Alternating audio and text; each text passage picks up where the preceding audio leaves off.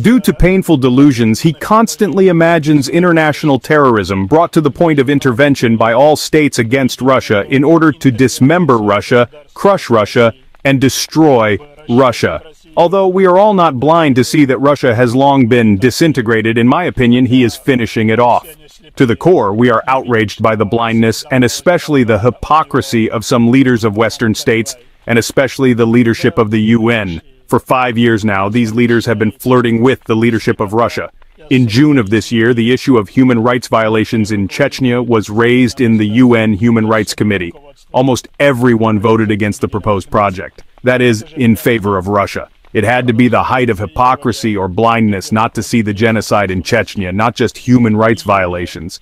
In my opinion, for those leaders of Western states I am talking about, President Putin is a convenient figure for them.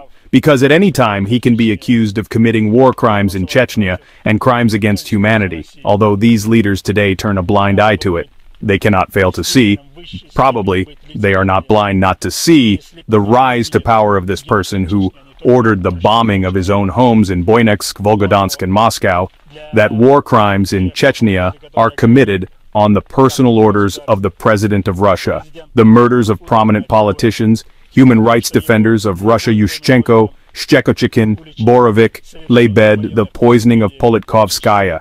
Therefore, in my opinion, those gentlemen who are now cozying up to Putin, Schroeder, Chirac, the pseudo-democrats, should also know that they too bear responsibility. They are indifferent to the blood and suffering of the Chechens. They only care about energy resources or regional interests, nothing more.